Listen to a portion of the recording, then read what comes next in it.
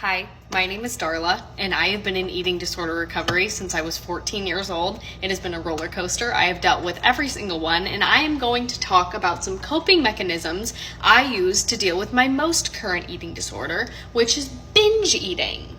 Now, because I'm very vague when I talk about my eating disorder, and I am a very petite person, people always assume that she is either anorexic or she doesn't keep her food down. And that has been the case in the past. I will not lie. But most recently, the most difficult thing I've had to deal with is binging. If you don't know, a binge eating disorder is when you can't stop.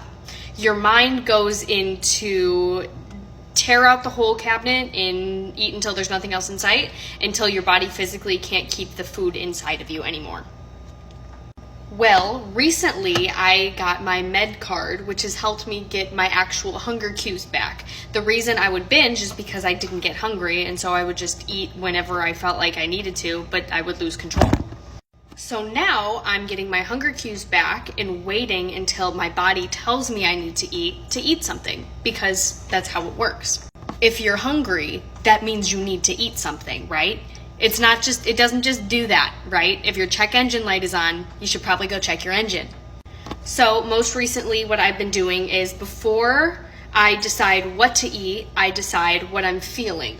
So I made myself some chicken and veggies for dinner, and I realized that that's not what was going to satisfy me. I have like a sweet tooth and I want something sweet, but I also know that I need to get my carbs, my protein, and my fat in for every meal.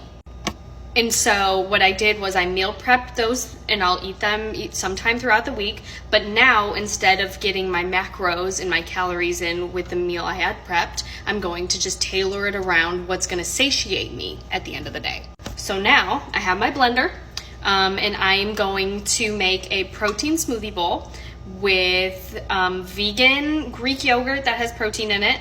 My pea protein powder, I'm going to load it up with some micro and macronutrients like spinach and fresh fruit. And then for my fats, I'm going to put a little bit of avocado in, some peanut butter, and some hemp and some flax seeds. And then that's going to get my 3 main food groups that I need for the rest of my day.